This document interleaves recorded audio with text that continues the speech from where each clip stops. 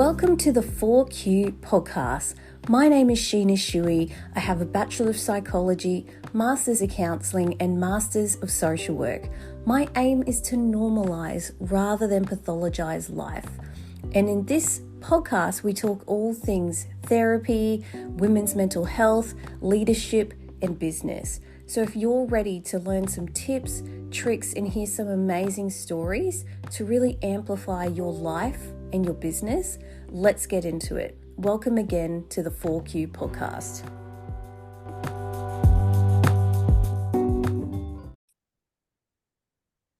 Oh, Natalie, I'm so happy to have you here. I'm so excited about this episode. So welcome. Thank you. Obviously, Natalie, you and I, I know you through one of our business coaches, Steph, and I think we were both part of the same mastermind, and we work with Coach Michaela as well. So shout out to our business coaches who are incredible women. So let's just jump into today. For those who follow along every week, you might notice it's been a little while since I've had a guest, because that's mum life, trying to organize my schedule around two businesses and kids. It's been a while, so I'm really excited to get some guests back on. So Natalie, for those who don't know you, haven't heard of you before, can you introduce yourself and who you are and what you do? Sure. So I'm Natalie. I own a business called Storybook House. So originally a buyer's agent in Cairns, and now I'm helping coach people to buy their own house, whether it's first home buyer or an expanding family, something to, for them to live in, make sure they, get lots of time back. It doesn't stretch out. They don't lose their pre-approval. They don't waste money, all of those sorts of things. So I am a mum of two. So I've got a 2.5 and a 4.5-year-old. I am also a FIFO wife. So my husband works away. So that's fun. And a little bit about me, I am always on the go. I'm one of those people that takes on way more than they can handle. Yeah, I think my listeners can relate. Yes, yeah. And I'm always trying to do all of the things, and but that's me, and I am a firm believer in the universe. Mm-hmm. I believe that divine timing and all of that, and yeah, I love coffee, partly out of necessity, partly just because I love it. And hate cooking. There you go. Oh my gosh, are we the same person? I just detest it. I'm not very good at it. I cook to stay alive. That's about it. Yeah. I think that's the thing, is that this part of life, right? I think we don't necessarily, time is not of the essence. Whereas, my friends who maybe don't have kids or have older kids, they have a little bit more time, so they can go, oh, I really want to, I saw this recipe and I want to go to the shops and buy the ingredients and cook it. Whereas for us, we're like, what day is it? Yeah. I know. Doing and how far out can I stretch one meal? Can I stretch it out to 3 days, 4 days? It just makes life that little bit easier. Exactly. It's like, is everybody okay with spaghetti bolognese? Yes. Yes. But yes. Oh, well, that's incredible. And so if you summarized what you do in terms of your work in one sentence, because I think that buying journey, it's hard to articulate, but are you helping people who are just sort of new to buying, entering the housing market, that kind of thing? Yeah, correct. So I don't work with investors. It's not my jam. I am working with people who are looking to buy a home to live in. So something that they can see themselves in, working out what they need for their future, if they're planning on having kids or more kids, or, downsizing. If they're a first home buyer, that's huge because they have absolutely no idea, Mm-hmm. because no one does when they buy their first house. And there's last financial year, there was almost 40,000 first home buyers that got pre-approved and didn't buy a house. Oh Isn't my that crazy? gosh. In Yeah. Australia. So why have these people not been able to get into the market? It's just because that price bracket that they're in, there's so much competition and they're not looking at the right things, their expectations are wrong, and they're just not buying the right thing. Like, Yeah. Wow. so yeah, there's a lot of people missing out. And with the rental crisis, Yeah. why I want to be able to try and move these people out of rentals into their own house, and that frees up rentals, that gets these people their own house, because they will have saved hard, and you don't want it to go to waste. And No. with pre-approvals, like, if depending on what the interest rates are doing, if your pre-approval runs out after 90 days and you've got to renew it, your borrowing capacity might come down if the rates have gone up. Yeah. So then you can buy even less. So Exactly. it's a huge, huge problem. And it's something that I can solve across the country. So I'm super passionate about it. We moved across the country with two kids under 3 to Cairns from Adelaide, and we knew no one, and it was really freaking hard. Yeah. Like, trying to buy from across the country, we didn't get to look at it. We got here, it was not what we thought it was at all. The building pest that was done missed a heap of stuff coincidentally. All of these things. I was like, man, no one needs to go through this. No one needs to, whether they're buying down the road or across country, no one needs to be doing this. Yeah. And not to mention, I think that this area is really important because, obviously I work with a lot of anxiety, burnout, stress with a lot of women, women who are leaving partners, like kids, all of that stuff. And so much of our safety comes from, the stability of a home. And, with the rental state, the way things are, I've heard so many people go, oh, I was in a place for 6 months, then the person changed me. And then I was in here, and then having to move kids, even having to move schools because you're not in the catchment anymore, all of that stuff. And I think the security of a home absolutely plays into our mindset, but more importantly, like our mental health and our kids' mental health. 100%. Absolutely. I could not agree more. And there's nothing even more stressful than, if you are going through separation and you do have kids, you're having to do this all on your own. You don't know what you're doing. You're going, shit, am I going to be homeless for my kids? Like, how am I going to do it? I don't know if I'm throwing money away. Like, it's just, without any help, it makes that time even harder. Yeah. And, mum's more stressed, so the kids are more stressed, and then they're acting up, so their mum's more stressed again. And it's just like, this continuous circle, and it doesn't need to be like that. Amazing. Well, how lucky are we to have you? Because I personally don't know anybody else doing what you're doing, and I think it's so needed. So congratulations to being first to market for something, because I think that's always a win when you can be. Yeah. So let's get into today as well. So for those, again, who are sort of new to the podcast or new to this, so the reason that this podcast is even called the 4Q podcast is I asked 4 questions based on my 4R formula. So maybe I should have called it the 4R podcast, who knows? But so it starts with reflect, which we've already done. We've reflected on who Natalie is and what the amazing work she's done. And then we're going to go through our other 3 R's, which are redefining, which is sort of redefining meaning and purpose in life.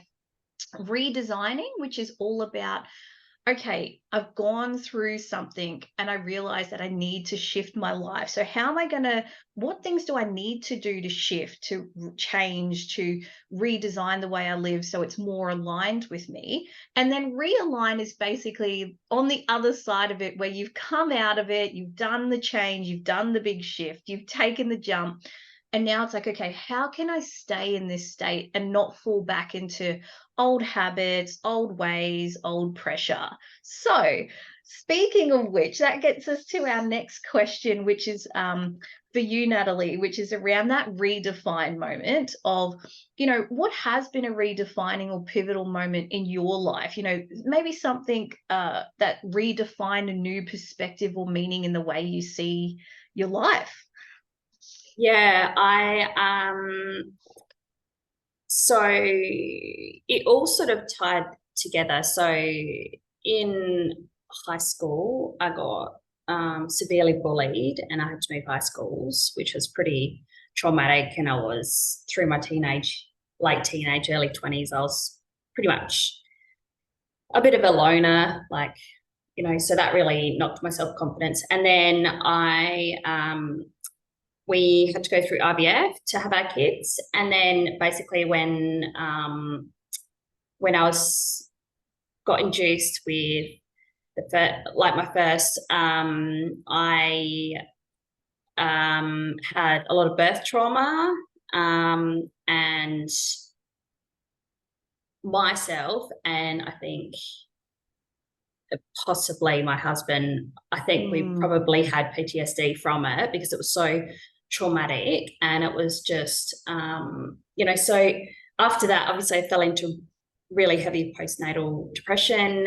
And I think that on top, that trauma on top of, what had happened in school, even though it was quite long ago, it's sort of all just piled up and piled up and piled up. And I just felt like I just couldn't, I just wasn't a person anymore. Like I just, I thought I was supposed to be joyous and, and it was just a shit show for the first 6 months. Yeah. And yeah, day in, day out, life was just, I remember sitting and looking at the clock and watching every single minute to 6 p.m. And then it was bath time. And then, it was, 5 songs on this playlist, and then it was dried, like it was just quite literally insane, the sort of things that were happening. And I got to a point where I was like, I can't do this anymore. And I went to the GP, got like a mental health care plan, and it just at the time wasn't the right thing for me. So I went onto medication, which has been a lifesaver for me. But coming out of all that, we were doing the same thing over and over. We were in the same house. We had a second baby. We just felt like life was just the same every single, like it was just like Groundhog Day. And we decided that we needed to get out and just change everything. And it's the best thing that we've done because we've sort of just opened up another part of life. Yeah. And it's, I have hard times. Like having kids is hard. They're assholes a lot of the time. And, they wake up in the night and they fight and they, like food everywhere and all of those sorts of things. But I feel like it was a change that we needed, and we both sort of felt the same as well. Like we just needed to get out of that day to day. He was working away, and it was the same thing all the time, and just that routine. And I was like, that's that routine for me was how I controlled my life. And I was like, I don't want to be that person anymore. Yeah. So we were like, sell everything and plane, and off we went. Wow. Well, that'll lead us to the next question in a little bit. It sounds like, but I guess during that redefining moment, right? Like that really hard moment, like you're saying, like everything from the past caught up, right? And I think that's the thing. a lot of people will say when they're first coming to me or when they're first working with me, right? It's Yeah. like, oh, look, this thing happened 20 years ago, but I don't think it affects me anymore. And it's like, the reason that, like, the body keeps score, the mind keeps score. If you don't process that, it will come out in other ways. And exactly, like, sometimes it just takes a moment, whether you lose a job or you have a baby, like a huge life change. And so that's why I see with so many people, whether they're buying their first house, having a baby, going through starting a relationship, ending a relationship, starting a new job, ending a new job. These are some of the most pivotal moments in life. And it's interesting that some of them are happy moments, but they bring out so much of the unprocessed stuff. And you're like, how did this happen? And I guess the hard part is that a lot of the times, particularly with mums, I find this with mums, I went through it too, right? I had a fly in, fly out husband when my first was little, and it was hard because there is this sort of cultural thing, right? Of, okay, you can't survive. I don't want to say can't. It is difficult to survive off one income nowadays. It's not as easy as it used to be. And so there is kind of this idea of, okay, mum will stay home or a partner will stay home, then the expectation is the other partner is going to have to work either more hours, longer hours, have a second job, like, so then you have even less support. It's just this sort of horrible thing that so many people fall into, right? Yeah, it is. Yeah, it is. And it's hard for me. I think after I had first baby, I felt like I lost control. I lost who I was, because before that, my job was a huge part of my life, and I was, really doing really well in what I was doing, growing the team, and all of this sort of stuff. And all of a sudden, I was like, "Fuck, I don't even know who I am anymore." Mm-hmm. And so, like, for me, getting back to work was the best thing that I could have done for my own, and I was scared. To be fair, I was so scared to go back at 12 months. I probably should have gone back at about 7 or 8, to be fair. But I was scared because, again, then I would lose more control of where my child was, even though this child, I had felt like I had lost myself because of this child, but then I was scared to let this child, like, be uncontrolled by me. Like, it was just, Yeah. when I say it like that, God. No, but that's the thing. It's like it's true. It exacerbates our survival mechanisms, and for some of us, so I'm guessing if you haven't taken our personality quiz to figure this out, you can take that on the website. It's free. Figure this out. But often, if you've got the type of the high achiever or the leader, that type tends to want to control when they're under stress. So and that's the thing. It's like you can't always control things, and this is why a big part of my work, if you're a listener and you've worked with me, or whenever we do this work, I always come back to core values. Because if I ask you who you are, and you can't tell me your role, so you can't say I'm a mum, can't say I'm a wife, can't say I'm a business owner, can't say I'm a real estate agent, whatever the role is, who are you outside of that? If you don't know that, the world will crush you. And I see it over and over again, because we build our identity around these sort of ego boosting things like the roles that we have. So that's a big part of it, is actually to go, yeah, I love my job. I love doing this thing. I love being a business owner. That's part of who I am. It's not all of who I am. Because if we get overly involved in, I'm a mum, what happens if your child gets sick, or you have to go back to work? Then you're losing your identity. Same thing with I'm a business owner. you're probably going to neglect the things that are important if your whole identity is that, or if the business isn't working and it fails, instead of saying, oh, okay, that part of things didn't work out, you go, I'm a failure, right? So it's like this awful thing. So but it sounds like it was a really, obviously, a redefining moment for you, but something that it sounds like was coming for a while and kind of had to help to happen. So tell us a bit about how did you redesign your life, right? How did you get out of kind of those early years of motherhood where it is a lot and you're adjusting, and it sounds like it was like a pretty rough time for you with, like the PTSD and the postnatal depression and, catching up with all that past trauma. What were the things that you did to redesign your life and start to come out of that? It was, I think the main question I asked myself is, yeah, basically, like, who am I outside of being a mum? Like, what do I like to do? What, like, what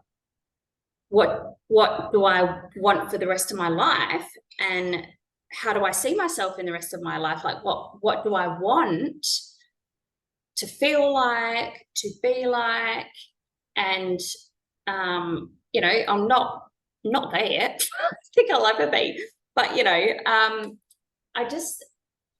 I think when it came to a point in my postnatal, and I reckon it was about the 6 month mark, and I was just like, I can't keep doing this. Like, I just, I don't want my child to suffer from my, consuming emotions, in these emotions that aren't nice. Like, they're not good emotions to feel all the time. Like, sometimes, okay, like, I still get cross at them and stuff, but I have joy as well as, and I was like, I need to find that balance, because I can't go through life like this. And, the girls don't deserve this from their mum either. So it was just, it was just one day I was like, I got to do it. I have to do it. I could see my life if I kept going like this, and it wouldn't be any sort of life for anyone around me as well. Like, it would affect everyone around me. And I just, and then we, a little way down the track, like a year and a half-ish, after that, we just decided, all right, we want something different again for our life. So, let's move. Let's, pack up and move. And we did. And I wouldn't be opposed to packing up and moving again and again to, I mean, I fucking hate moving. I hate it. And I'm pretty sure everyone does. But yeah, in order to experience, other things, these are the things you've got to do. And it's just making that choice. Yeah. And I guess the thing is, I really want people to understand that they don't have to do that in isolation, right? Like, there are coaches and therapists and tools that you can use to really start to get clear on, what do I want and how do I change my life? So for you, obviously you had that kind of internal drive already pulling and that kind of thing, but what were the tools, or who were the people that really nudged you along and helped you through that time? Yeah, I think, to be honest, it was my GP. And at the time, she was a registrar, so she was only, there, but it was just that I just needed to feel heard. Like, I needed someone that I didn't know that was a professional. I just needed validation that my feelings were, that they were valid, and the things that I'd gone through were valid, and it was okay to be feeling this way because of these things that had happened to me. And that sort of started it. It was just, I don't even know that it was one particular thing that she said, but she was just understanding. And just having that person, like someone like you, or someone, that's a profession, that has a professional, for me, it was a professional opinion that yes, what you went through is valid, how you feel. And then when I came around to having second one, I got into like the group midwifery group practice. I don't know what it's called around the country, but and the midwives come to your home, and they you know, and I got from her as well, like, I said, this is what I've been through, this is why I'm scared. And she's like, that should never have happened to you. You know, your feelings are valid. And that was what I needed to start, you know, the journey of healing. And, you know, sometimes I catch myself and I can feel all these like thoughts swirling around. And I'm like, hang on a minute, that's not true anymore, because, you know, I'm starting to know who I am. My feelings are valid. I am part of this world. I'm not like a shell that I was a few years back. Like, I'm an actual person now with actual feelings that are actually valid. And the fact that I am learning now that I don't need anyone to validate my feelings anymore. Because from that validation, I now know that yes, what I feel is valid because it's what I'm feeling. Mm-hmm. So it was, yeah, it's been a really interesting journey. Oh, yeah. Well, thank you for sharing. Like, I definitely don't take that for granted. You know, it's not easy to share some of this stuff. And I think the other thing is that, you know, like you're saying, like, you know, sometimes we all see those memes online, and I'll even share too how important friendships are, and how it can be so, you know, regulating for our nervous system to have a good vent with a friend, you know, have catch up with your friends for lunch and just have a little teary, like whatever. That, don't get me wrong, that's really important. It's part of the long-term plan. But sometimes in that short term, getting validation from a professional is important, because there's a difference between venting to a friend or a family member who is sort of, they can't give they're not trained in how to do it, right? They do the best they can and they love you, but they're always going to have their opinions and they don't know how to put that aside and blah blah blah. They try to say the right thing, whereas when you see a professional, there is a difference, because you're not so much worried about their judgment or anything like that, or gonna run into them again. They're literally trained to hold space for you and go, everything you felt is absolutely okay. And anyone else who went through what you went through would absolutely feel the same. You're not crazy. There's nothing wrong. You're not broken. This is just part of the human experience. And it's okay to feel like that, you know. And when you hear that, when you're in one of your most vulnerable states, your vulnerable moments, just that validation piece can shift so much. So, you know, I love that you shared that you know, it was the GP, it was the midwife, because I think even sometimes still people are a little bit hesitant to engage with that sometimes, of, you know, like just fear, or fear of the unknown, or again just fear of vulnerability. So I'm really glad that you shared that those were those pivotal people for you. Yeah. And after I had the first as well, I had a I can't remember what they're called, but like a through the government, like a sort of like a counsellor, social worker type person coming out to see me once a week, because obviously I was in a pretty bad place. And it was just she was offering another point of view on things. You know, I'd be repeating myself about this one thing, like, you know, she's supposed to sleep 4 hours, and why isn't she sleeping 4 hours, and why does she keep waking up, and why is she not doing what I tell her to do, sort of thing. She's like, well, how about we flip it? How about looking at it like, you know, change your perspective. She is waking up a lot because she's learning all of these new things. And it was just those things. And I was like, oh yeah, you know, she has been I don't know, you know, pincer gripping or whatever. Sounds a bit silly now, but it was just those pivotal things, like just helping you to change your perspective when you're swirling around in the same, you know, the wheels are just going round, round, round, and you're going over the same thing over and over again. And it's just that it's just someone else that's trained to bring in a different perspective on things, or just say a different word or a different couple of words, and it can make the world of difference.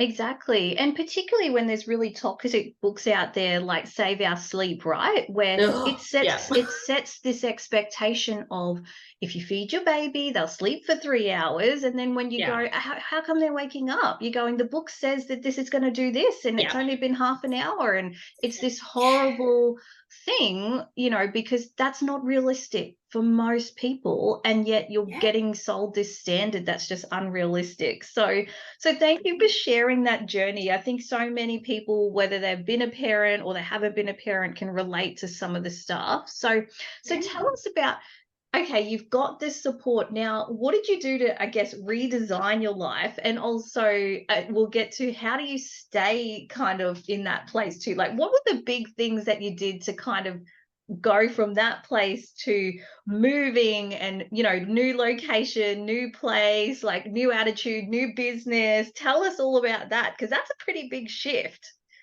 Yeah, it started, you know, I sort of did it in steps.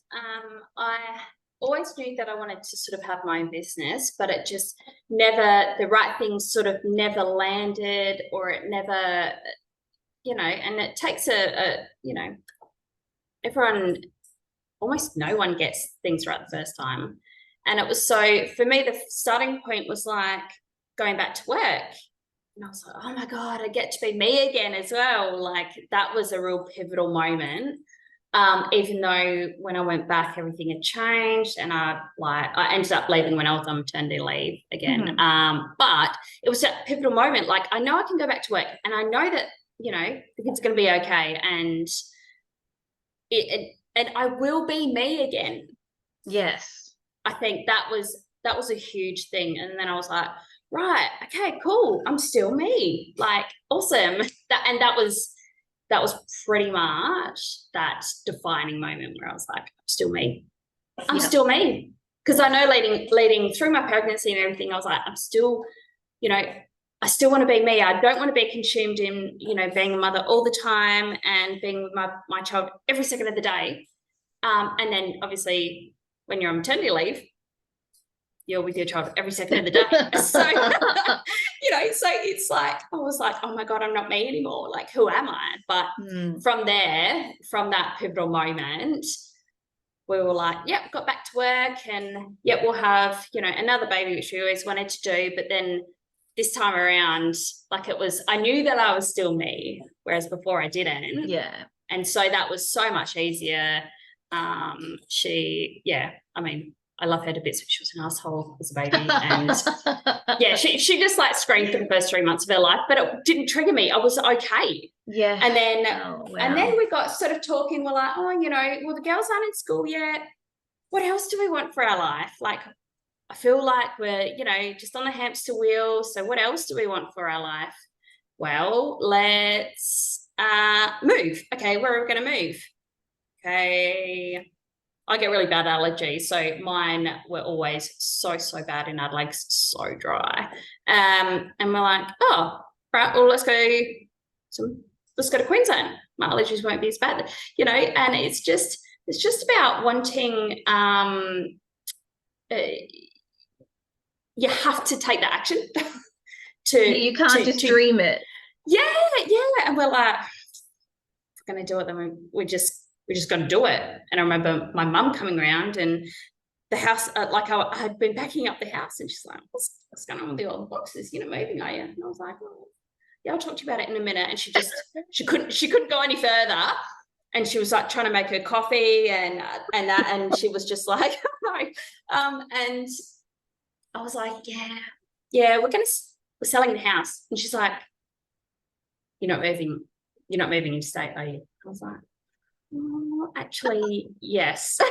She was like, oh my God, how do you do this? And I remember her, like, you know, she started shaking and she couldn't drink her coffee. And I was just like, but we're ready for something different. And my mum and dad moved out from the UK with me when I was 18 months old. So they know what it's like. And they're like, yeah, if that's what you want, then I know that the change it made for our life. So off we went. Amazing. So yeah, it was just about, I think, just that first pivotal moment that I realized that I was still me, and that just triggered off all of these other openings for me, that if I can be me, like if I thought that I could never be me again, I can be me. So so imagine what else we can do with our life. Yeah. And it almost sounds like not only were you back to you, but you were back to an even like bigger, bolder, better version of you. You know, the person Yeah. who's like, actually, I want to live here and I want to take this action. Like, obviously, it flicked a switch in you where you're like, Yeah. I actually have one life and I have to choose how I want to live it. Otherwise, I'm going to fall into these ruts. Like, it just sounds incredible. Like, you finally, instead of not going all in life, I think there's something in you, you know, and I see this time and time again when becoming mothers or going through heartache or whatever, it's like there's something in you that breaks apart and goes, you know what, I just need to like stop holding back and just go all in now. I can't Yeah. stop Yeah. waiting, right? Yeah, right. And for me, having two girls now, it's so important to me now to show them that you can make life whatever you want it to be. Mm-hmm. So, they see me working hard and going after what I want, and, all of these things, and I encourage them to do the same. And I think it's Amazing. really important for them to have, that lead in life, that they don't have to do the standard, year 12 at school, uni, whatever, if they don't want to. Like, if they want to, move to the outback and, I don't know, be the tour guide in Uluru or whatever it Yeah. is, you know what I mean? They can do that. Or if they want to go overseas and, I don't know, marry a sugar daddy, I'd rather them not, but, like, if that's what they want to do, and that gives them opportunities, and, I want them to see that they can do that. They're not chained to anything. Amazing. Yeah, break the mold. Like, I think almost once Yeah. you break part of the mold, you can't hold on to anything left that's part of that mold. You know what I mean? It's like, I'm Yeah. going to break every part of this mold and move it. And how good is it that you are showing that to your girls too, of like, live life on your own terms. Like, don't get Yeah. conditioned by the world to say there's only one way to success, or that happiness only looks like this, or whatever it might Yes. be. So Yes. what do you do now when you feel like discomfort coming in, or you want to, like, again, because there's that feeling of when you pull to do something but it's scary, like you don't know how it's going to land, again, whether it's leaving a partner, moving into state, doing, Mm. having kids, like I feel like there's never going to be a good time. You're never going to be ready. So for anybody listening who's maybe in that feeling of, I know I've got to change, I know I want to do something different, but it's scary and I can feel that it's exciting but scary, like what do you do when you have that pull now? How do you just lean into it Yeah. and like rip the band-aid off? Um, Ask myself, what's the worst that can happen? Yeah. What's the worst? What is the worst possible scenario that could happen? And then what's the best scenario? So if you prepare it, okay, well, this is possibly what could go wrong. All right, so what can I do if that does happen? Or is it going to be that bad? Like, it could be something as simple as, you launch a business, and then I know that I have felt this for a long time, is what are people going to say about me and my business, that I'm shit, that I don't know what I'm talking about, like, oh, another failed business, or, but people are so consumed with themselves that they're not really saying that. And, if they are going to say that about me, well, then I'm obviously making some sort of impact. So they're talking about me and not about themselves. Like, it's Yeah. Oh, amazing. yeah, Yeah. yeah. So I just think, really, so what? And keep asking yourself, so what? So what? So what? So what if that happens? Okay. And then that happens. So what if that happens? Like, it's just, and when you start to unpack it, most of the time it's not that bad. Exactly. Like, what's the worst that can happen? And even if it does happen, like, again, building that strength in yourself enough to go, you know what, I've already survived XYZ. Yeah. I know I can get through that if I needed to, and it's not going to be forever. So even if the worst case Yes. happens, even if that happened, you won't live in that place forever. So I That's think right. that's That's right. incredible advice, Natalie. I absolutely have loved this conversation. You've given so many words of wisdom and advice. And I think anybody listening, you know, I really hope that they can see, like, if there is something in them that they're feeling pulled to, or maybe they've been like stalling, like, oh, I'll just wait for this, or I'll just wait for that, or, you know, like, you can do these things without having to go through that really crushing period. Like, if you know that there's more to life than what you're doing, just go. I just, you know, and find those people who were going to go, hell yeah, right? Like, and not be scared of the bloody high school people who rock up on your Instagram, because they don't know you now, right? Like, don't fear the judgment of people who know version 1 of you when you're now version 20 or version 11, or, you know. Yeah. And why does their opinion matter anyway? Like, what difference does that make to your life? Yeah, acknowledge None. it and do it anyway, right? Yeah. And if nothing changes, then nothing changes. So exactly. It's so true. Yeah, I love that. I've always loved that quote. And what a great quote to end on. So listen, if people want to follow your story or get into the housing market, or like maybe part of their going all in is buying a house or moving into state or something like that, where can they find you? Like, where can we find you on socials and all of that to connect? Thank you. Yes. So I'm at on Instagram at storybookhouse_AU, and you'll find some, hints and tips, and probably me whinging about how messy kids are, or whatever whatever it might be. Also, storybookhouse.com.au. So you can find me there. Feel free to DM me if you've got, if you need some advice or any questions, or you want to chat, or, tell me your thoughts about me. That's fine. Whatever it is, I am so open and so open for conversations all of the time. Oh, Natalie, it's been an absolute pleasure. And obviously, for anyone listening, I'll put Natalie's details in the show notes so you can go find her super easy. And I might be needing your help as well, because I think, there's so much to navigate. So again, thank you for being here. And we'll connect with you soon. Thank you so much for having me. Oh, all right. Bye. See you.